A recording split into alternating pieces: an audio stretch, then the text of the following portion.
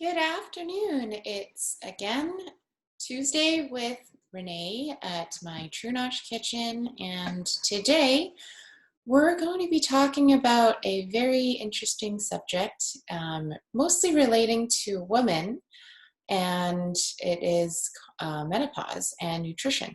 So I have prepared again a webinar, and then we're going to finish that part before going to my kitchen, and I'll share with you guys a simple and yummy recipe that you can whip up within no time to feed yourself for lunch today or for dinner.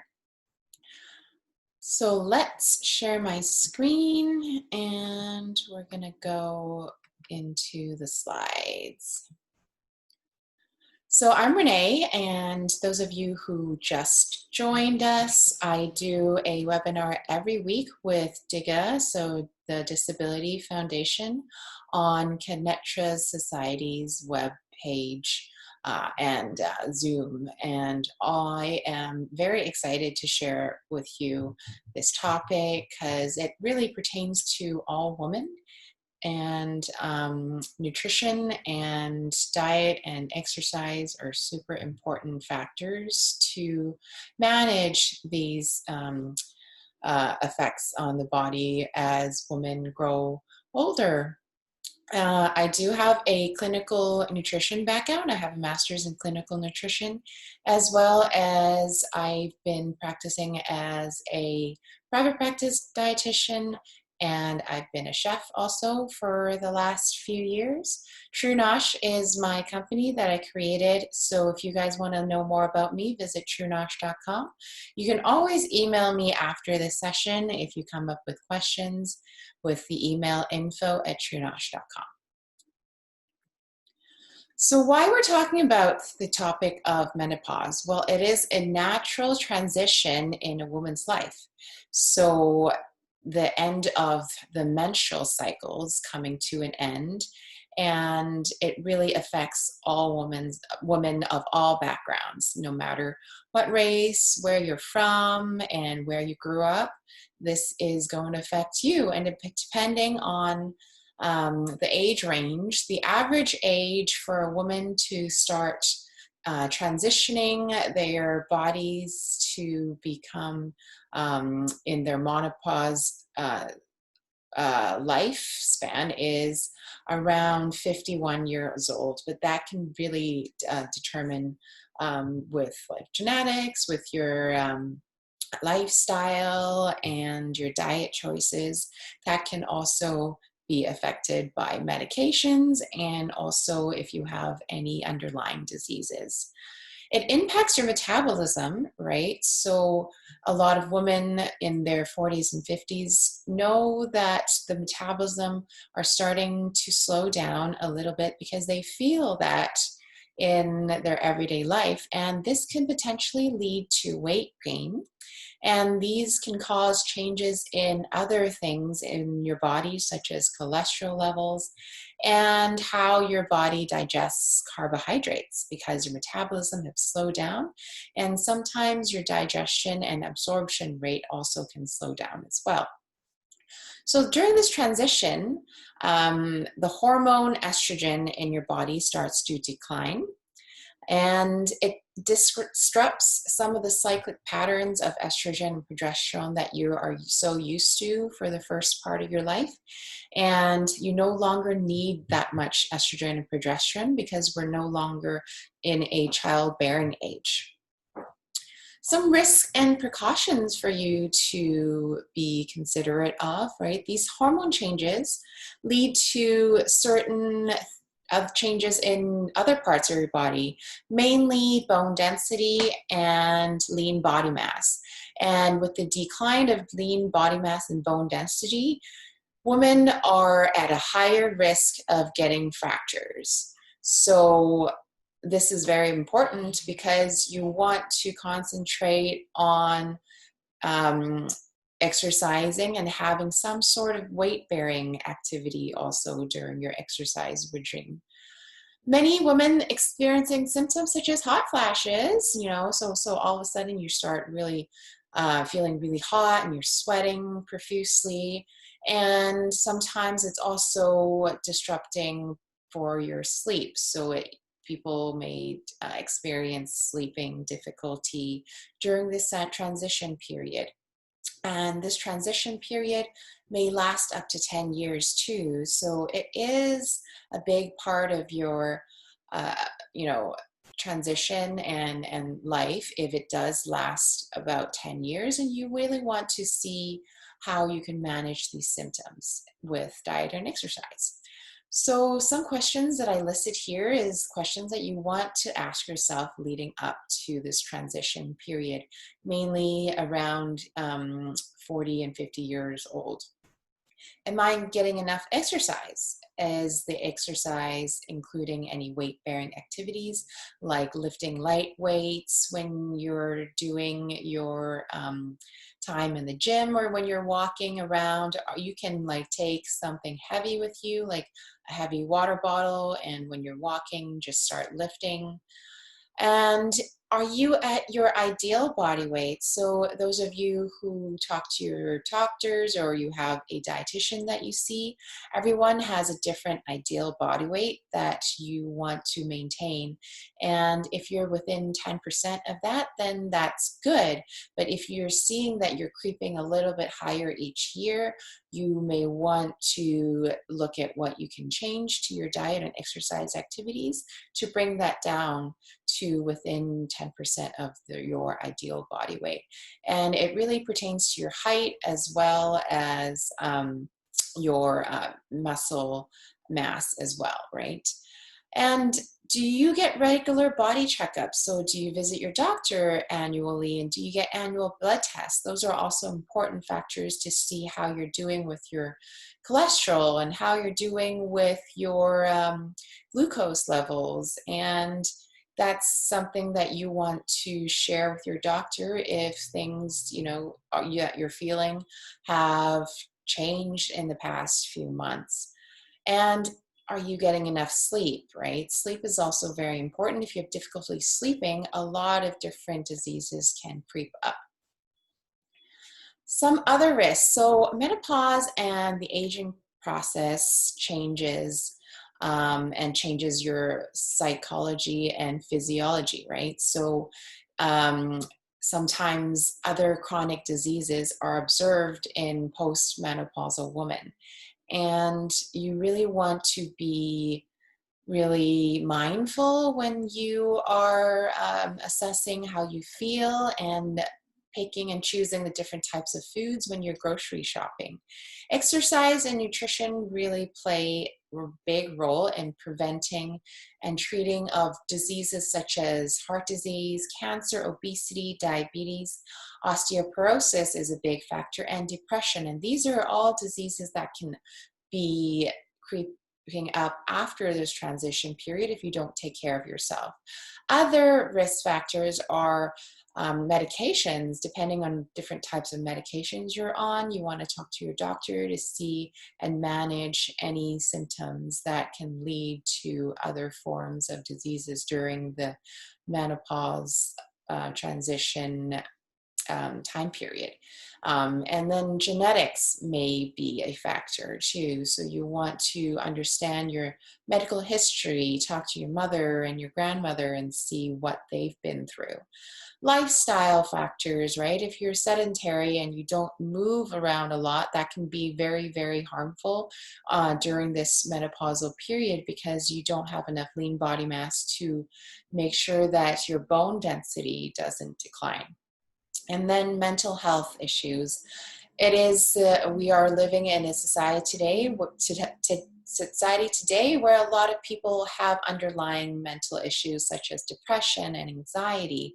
And you are, at risk of getting higher risks of other diseases such as obesity and diabetes if you don't take care of your mental health. So it's really important to go do a regular checkup with your doctor to see what you can do to maintain your well-being as well as your exercise routine and your nutrition.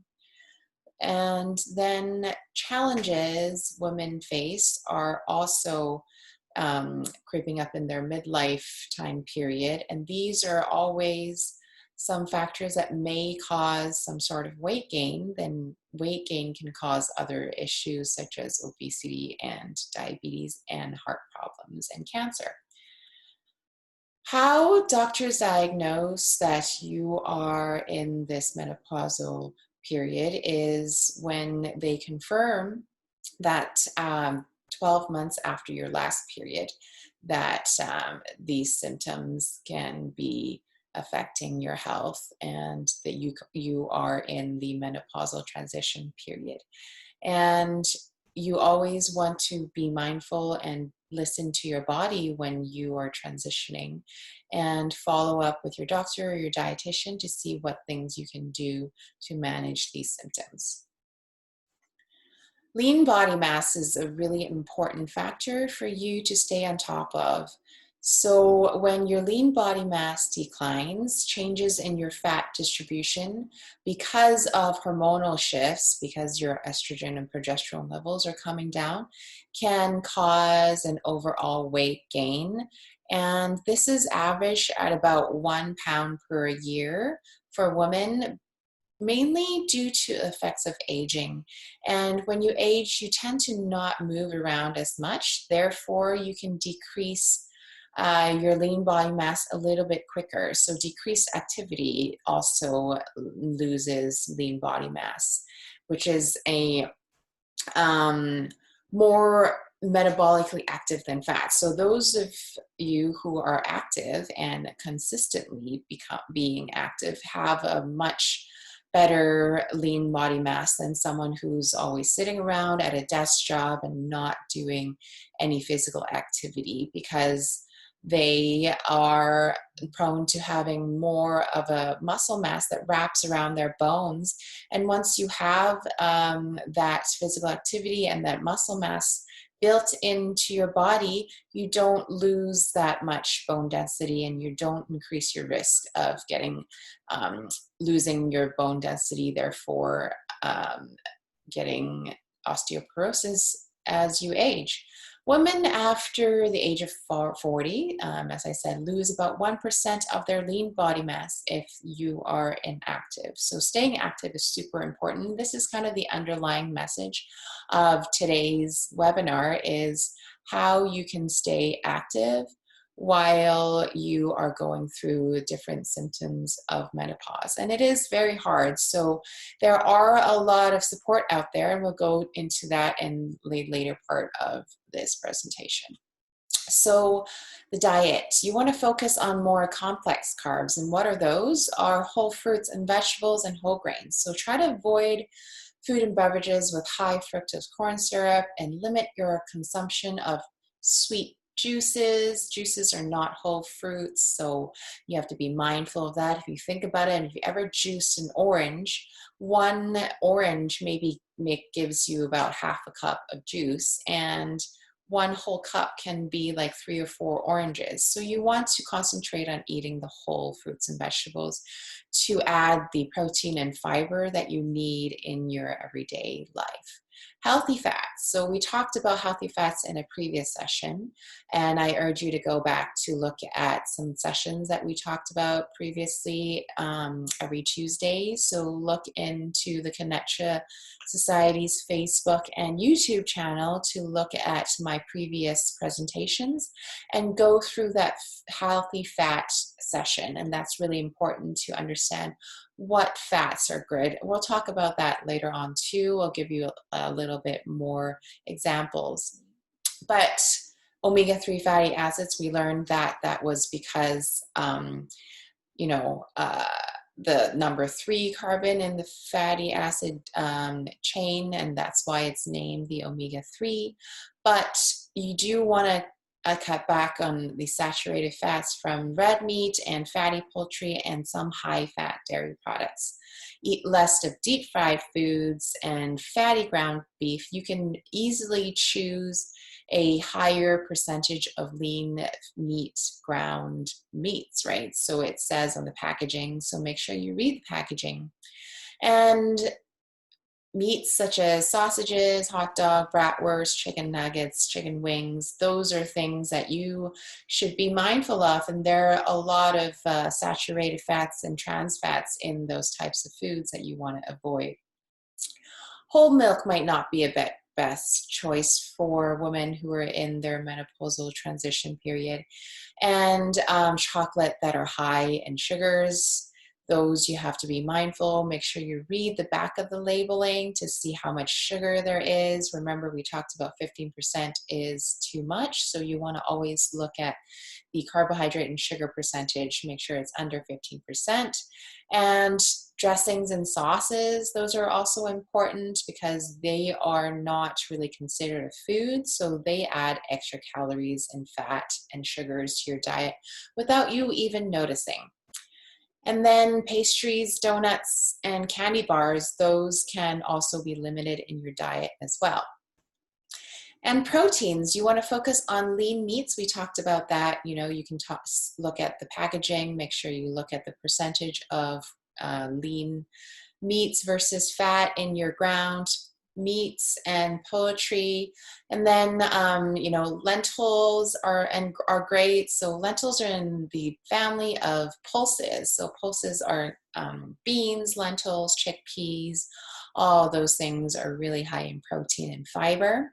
And then you want to try to have small meals throughout the day versus large meals. Then therefore you can kind of jumpstart your metabolism. And lean proteins include turkey breasts, chicken breasts, a lot of different types of fish, not just tuna. Salmon are great, sardines are great. Tofu are actually very high in protein as well. And tempeh, those of you who don't know what tempeh are, it's a fermented slab of soybean that has a lot of good probiotics as well as prebiotics. And lean beef, pork, those are really good to choose from if you ever need to choose certain cuts of meat. Make sure you look at the different types of marbling when you're choosing your meats, and the lower marbled meats, meaning that have less fat in it. You just might need to cook them in a different way, more stewing versus searing, right? And then low-fat cheeses are great, and also we talked about beans. So some good foods to concentrate on, fruits and vegetables. We talked about why they're good in the previous session. I'll reiterate it again. They're full of vitamins and minerals and fiber, which are your best friend, as well as antioxidants. And different antioxidants come in different colors. So try to make sure you eat all colors of the rainbow. Cruciferous vegetables, so what they are really those types of vegetables you see in the produce aisles. So broccoli, Brussels sprouts, cabbage, cauliflower, bok choy, radishes, arugula, and carrots. So many more to go under that vegetable umbrella. And I urge you to try a different type of vegetable every time you visit a grocery store. You can just Google a recipe with that vegetable and see if you like it. You know, there's no harm in trying new things. Dark berries, because they have higher antioxidant content, also benefit women going through menopause. Protein, we talked about lean protein is very important, but how much protein? And it really depends. If you're really active, that protein level should be higher. And if you're not as active, you don't need that much. But women going through menopause should have a little bit more protein. So if you're an adult, you know, within 18 to 40, your goal is to have about 0.8 grams of protein per a kilogram of body weight. But when you're going through menopause, so I'm talking about women over 45 and 50, should eat a relatively higher amount of protein, which is about 1 to 1.2 grams of protein per kilogram of body weight, or that equates to about 0.45 to 0.55 grams of protein per a pound of body weight daily. So it depends on how much you weigh, and you need to calculate the amount of protein you eat. So that equates to about 20 to 20 grams of protein per meal. And we talked about supplements, protein supplements, and that can also be dangerous because they are super high in proteins and they're considered a little bit too much. If you are looking at the back of the label, make sure that you know how much protein is in each scoop. And if you go overboard, it could be harmful to your kidneys and liver. So be careful of supplements. And usually eggs and lean proteins such as chicken breasts and tofu, as well as some beans, are significant servings of protein, and most people don't really require supplements. So make sure you read your labels and don't go overboard with all protein supplements, okay? Good foods, another few ideas for you. We talked about omega-3 fatty acids. We'll reiterate it again. And they are in a lot of different types of fishes, such as mackerel, salmon, anchovies, as well as plant foods, such as flax seeds, chia seeds, and hemp seeds. Okay, and you want to choose also a good cooking oil, and it depends on what you're cooking, or you're making a dressing. You know, olive oil is great for dressings, and if you're not cooking with it, you're just making a sauce by blending it with different vegetables. They're great. If you're cooking and sauteing with higher heats, you might want to choose avocado oil, safflower oil, or grapeseed oil, and those are really good choices too. And I don't want to kind of focus on one type of oil. You want to make sure that you eat a lot of different variety of different good oils that are around, and see what you can cook with different types of oils. Flaxseed oil is also a good choice, and nowadays usually flaxseed oils you can't cook with, but now people are coming out with different types of flaxseed oils that have a higher smoke point, and you can actually use it for sauteing. Whole grains, and what that means is whole grains like barley and quinoa and whole wheat and rye and brown rice. Those are all forms of whole grains, meaning they have the husk and the endosperm all included in that. And what that gives you is a higher amount of nutrition in each serving, because they have the extra fiber and the B vitamins such as thiamine, niacin, riboflavin, and pantothenic acid. And those are all different forms of vitamin Bs. And if you're taking a B complex, which means all of these types of B vitamins are involved in that pill, you can always get that in whole grains. So you might not even need to take that supplement if you are eating the significant amount of whole grains that you should be eating. And whole grains include fiber. So what that means, fiber is your best friend, as I always say. You need about 25 to 30 grams of fiber a day. And with that, it reduces your risks of heart disease and cancer, and also premature death, which is very, very important for menopausal women to include fiber in your diet. And I get this question a lot, phytoestrogen containing foods. So soybeans have been under attack for many, many years, mainly because it's abundant in our society, and soy is really easy to cultivate, and it's been studied quite a lot. So there are a lot of different types of research out there saying that there's a lot of bad things with soy products, mainly because it contains phytoestrogen. And this is a big controversy. But recent research actually suggests that they may benefit women going through menopause. And you really want to be mindful when you're eating too much of something, right? So you really want to be eating a variety of different fruits and vegetables and whole grains and healthy fats, but not only for soybeans are the only thing that contain phytoestrogen. I listed so many things here that actually have phytoestrogen, and we're eating it every day without knowing.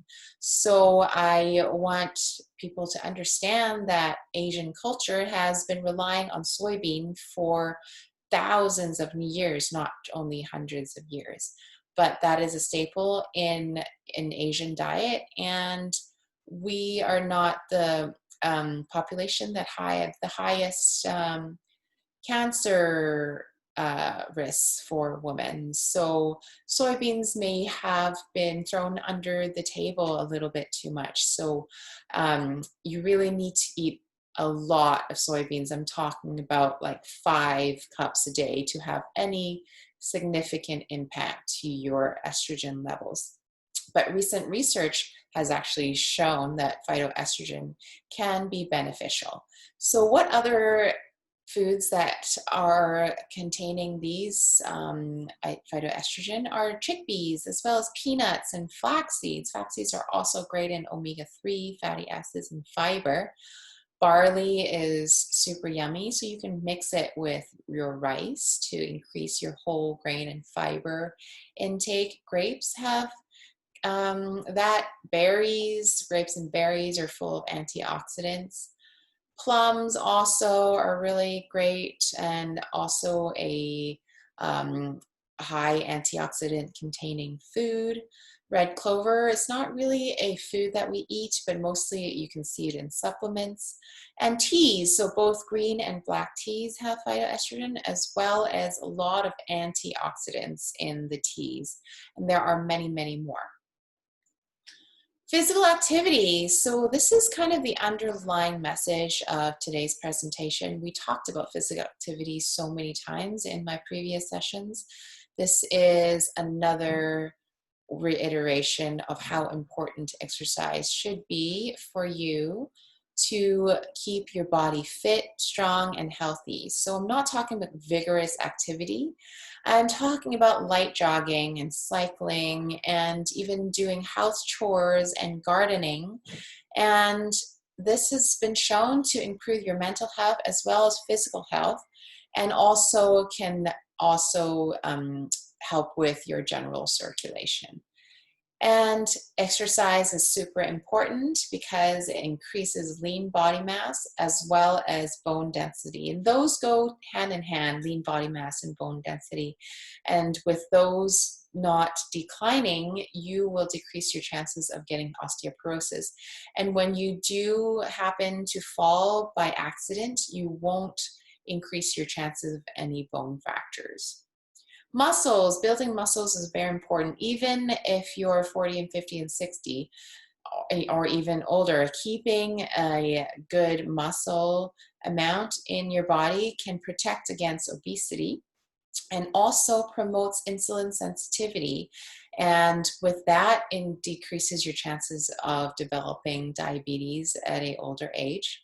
And then again, circulation is super important. You need your blood to circulate to take up oxygen and take waste out of your body and help your overall system be functioning. All right. And then exercise, manage stress. So exercise actually releases serotonin and can make you happier.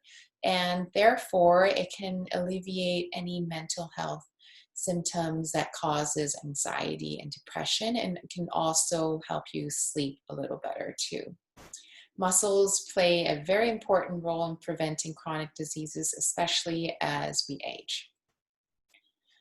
So I want to summarize with the different types of goals that you want to have in your life. And we have a lot of information that we shared in previous slides. You can always rewind this video and watch it again and again on Connectress Society's Facebook page or their YouTube channel. Maintaining a healthy weight is really important. Being overweight increases your risk of diseases. So therefore, you want to incorporate a exercise regime that can help you maintain your ideal body weight. Water is also very important to keep you hydrated. You always want to make water your first choice. And if you do have certain tendencies of not liking water, then you want to look at things like decaffeinated teas or sparkling water, or even adding lemon juice to water to make it more palatable. And you want to sort of stay away from caffeinated and high sugar soda drinks and fountain drinks, because those have been shown in research to be very, very poor for your health. And these are some bullet points that you want to keep in mind. Achieve a healthy weight with good eating habits, avoiding some foods with high fats and simple carbs. We also want to incorporate healthy fats and simple carbs. And then always add some weight-bearing exercises to your physical activity. And that doesn't mean like lifting hundreds of pounds. It means about like 3 to 5 pound weights are good. If you have problems finding weights, use a water bottle. Supplements. A lot of people are asking me what supplements to take. Well, I am mostly concerned about these remedies because they're not regulated by the FDA. And you want to be mindful when you're buying these supplements. Collagen supplements are studied now, and they can help improve lean body mass. And grapeseed extract also has been studied, and it's shown to reduce hot flashes in women going through menopause. But you want to be mindful when you're buying these supplements and knowing where these come from. So another way to be educated with the different supplements that are out there, you can go to the Natural Medicines of Comprehensive Database. Natural Medicines Comprehensive Database, that's a long word or long phrase. But there are some information on there that can confirm the safety and effectiveness of such supplements and drugs. So make sure you know what you're putting in your body and what you're buying when you go to the supplement store. Choosing your health is important. So if you're a smoker, try to find support and go ask your pharmacist to see what support they have in store for you to start your process of quitting smoking. Increasing activity is very important. We talked about that. I'm not going to go into depth now. Healthy weight also is very important. Following a healthy diet, we've given you so many different types of foods that you can add to your diet. Staying hydrated, and try to not be in that dehydration mode because it promotes inflammation and also restricts blood flow. So your circulation is very important. So try to keep your body hydrated by choosing water. And lastly, but not at the least, is reducing stress. Stress impacts everything and also impacts your blood pressure, and you want to manage your stress according to what you feel like you can add to your daily routine. So choosing a meditation, maybe finding a podcast online that you can listen to, or reading a book, going to a yoga session, or finding a yoga session that you can do online. I know on Connection Society's Facebook page, they have so many things like chair yoga and meditation that you can find to help you release stress.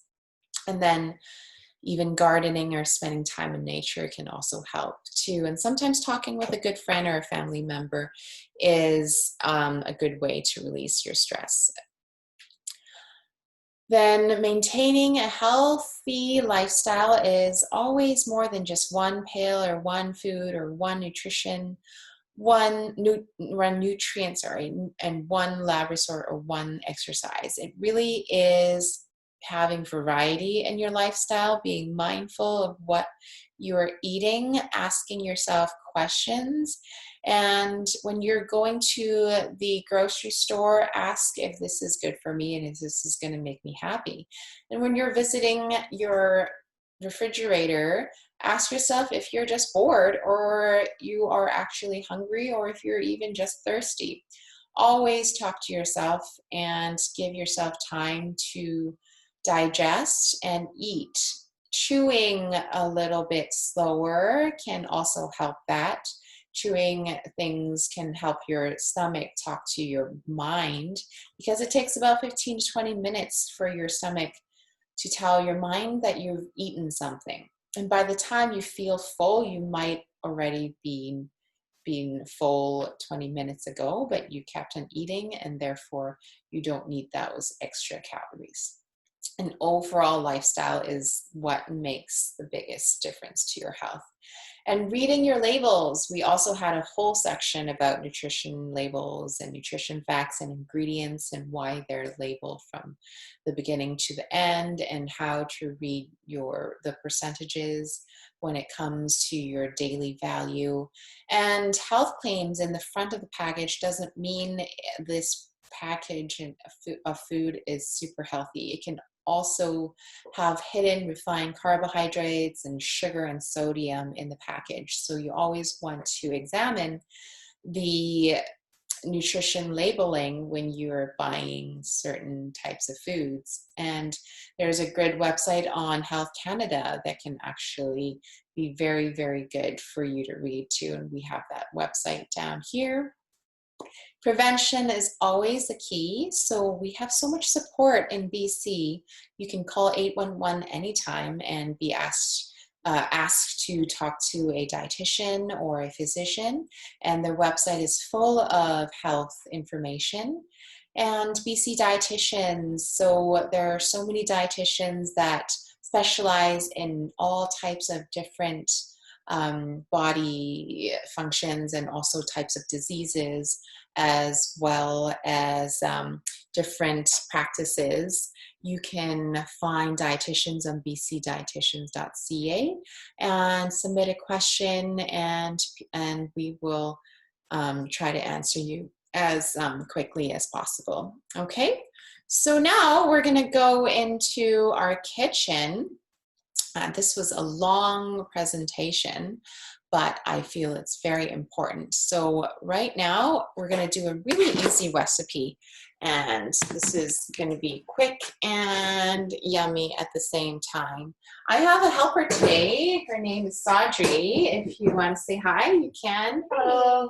She's going to help me prepare some vegetables. So today I'm going to introduce you to some bok choy. All right, so these are Chinese bok choy or Shanghai bok choy, and these are cruciferous vegetables. These are super high in chlorophyll, as antioxidant, a lot of vitamin K, but this is also very high in calcium, and a lot of people don't know that bok choy has a lot of calcium and fiber. And it's really easy to cook, and you can find it in a lot of grocery stores. One thing you want to be mindful of in a bok choy is that it's got different layers. So the best way to wash these is to rinse it lightly, but you can see that there are different grooves in here. So I'm going to cut these in half, and Sarji's going to help me just kind of rinse these guys again under water after I cut these in half, because there's some dirt in the middle of these guys, and we want to have it, make sure that it's rinsed well.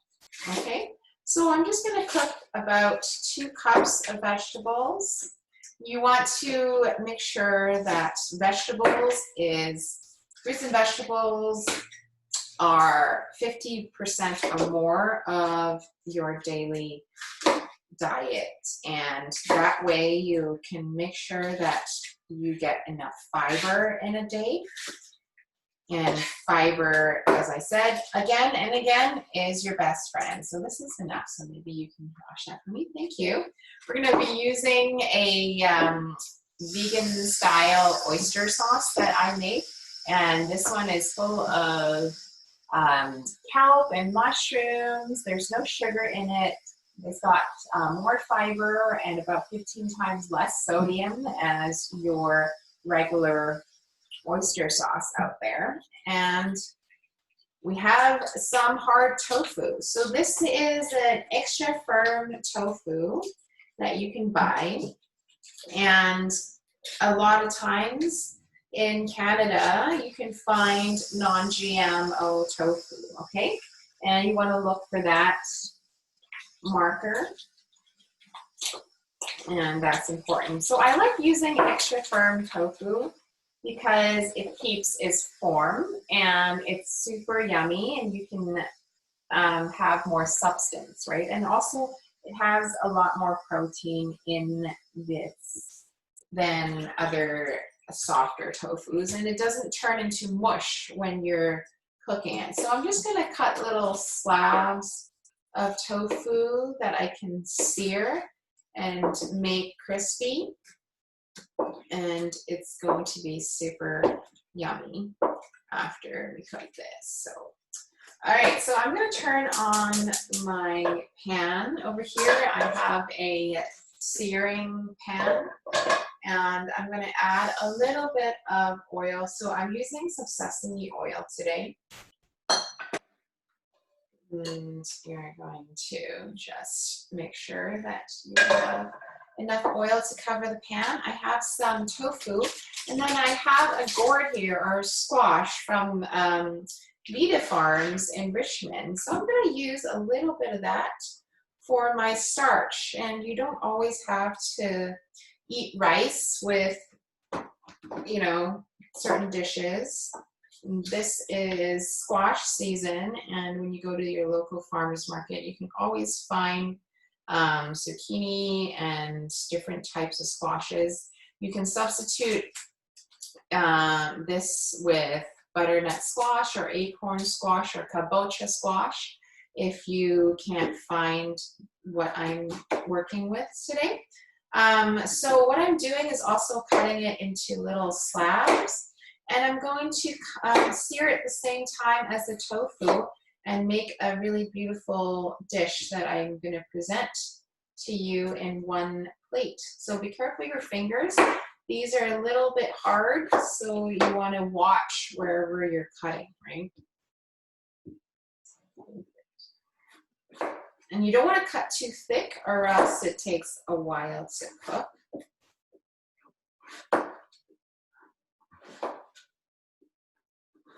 Okay. So this portion is good for about 2 to 3 people, depending what other dishes that you're making. And the sauce is really for like a dressing, okay? So I can hear the oil. So I'm going to put the squash in first around the center. And then I'm going to bring you guys closer to my stove once I put all these guys on, so you can see what the pan is doing.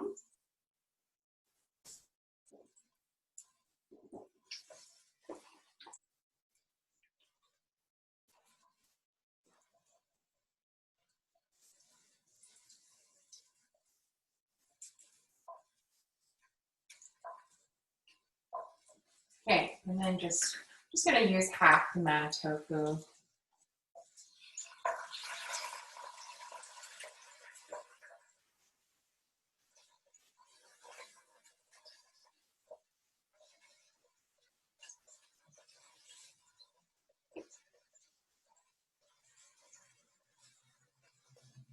Okay, so let me bring you guys closer. I'm going to rest on the side of here. Okay. There we go. You can see my pan. And then I'm going to cook the bok choy in a different pan. So in the back here, I have another cast iron pan. Thank you, Sautry, for this. You want to open this for me? Thank you. And there's a spoon over there. I'm just going to ask you to grab me the spoon. This is searing nicely. The back pan is turned on. And what I'm going to do is put in a little bit of garlic too. So I have a nice clove of garlic here. I'm just going to rip open one clove and take one skin off, and then you can chop it into small pieces. And that's what I'm going to add to the back of this guy. Okay, so you see that the pumpkin has kind of turned a little bit more translucent. I'm going to flip the pumpkin, or not pumpkin, the squash. I keep calling it pumpkin because it's orange, and you see that the tofu is turned golden brown. We want it to turn golden brown, and we want to flip it. And you notice that I didn't put any seasoning yet, because I will season at the end to minimize the amount of salt that I use. Because sometimes a lot of people forget that they seasoned in the beginning, and I want to make sure that you want to choose the habit of seasoning at the end so you don't over salt your food, okay?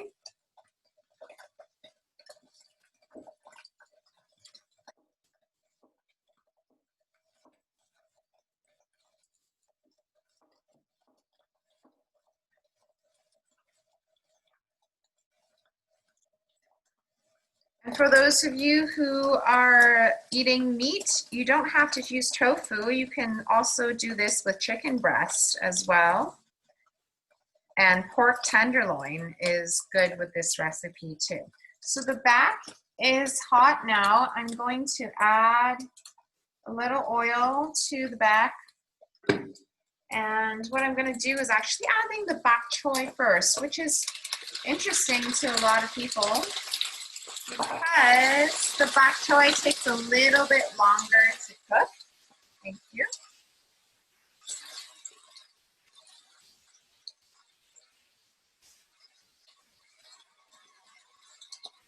And it's got more water content.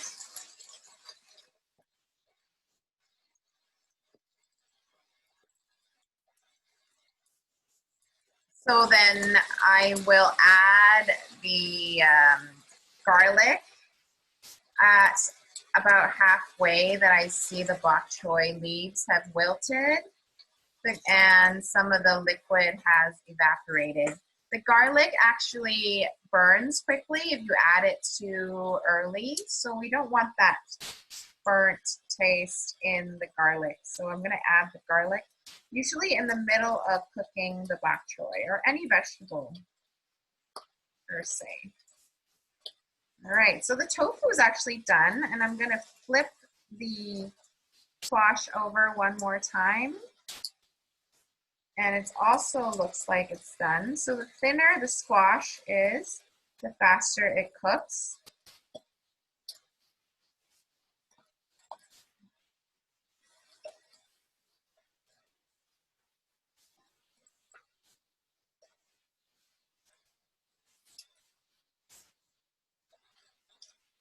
And you see that the tofu has a really nice golden color.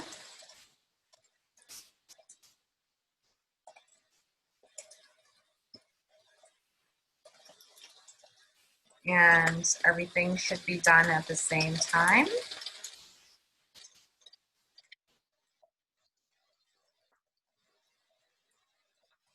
Okay, so the bok choy is almost done, and Sadri has graciously cut the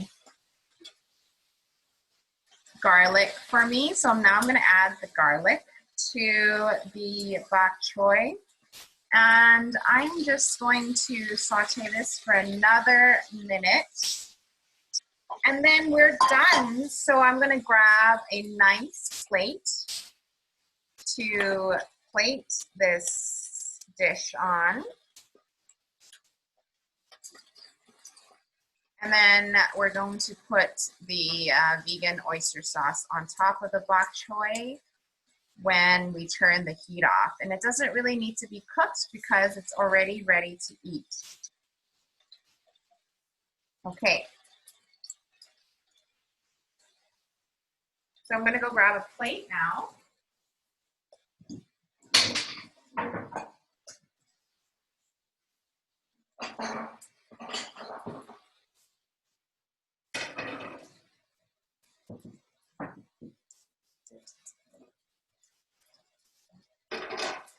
And then I'm going to turn the heat off on both burners because we are done with the cooking. And the best way to plate this is to showcase your squash on the outside.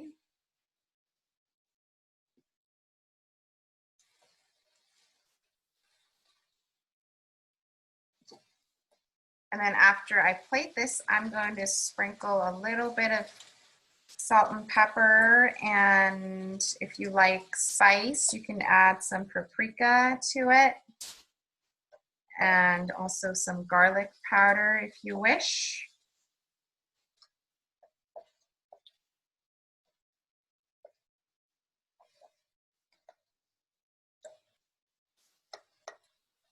Okay, and then now the bok choy is ready to have the sauce.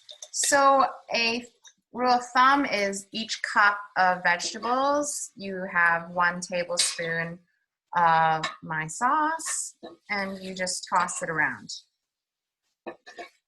And you lost the bok choy, no worries. We put that on the bottom of the plate.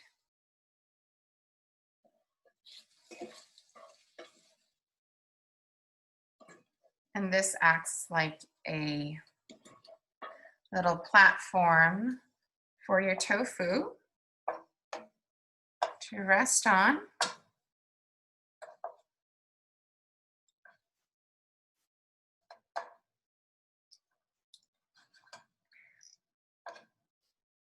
And then at the very end, we're going to sprinkle a little salt and pepper on top. And if you, again, if you like chilies, you can put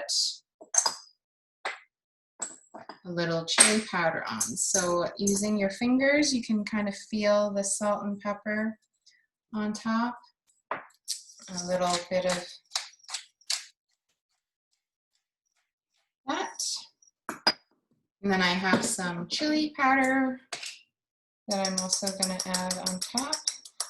And there you go. This is our dish for today. And I hope you guys try it out because it's a beautiful dish. And stay tuned for next week's presentation. And we will talk about a different topic on Diga, and have a great day. Thank you. Say bye to Patrick. Thank you. Thank you. And end.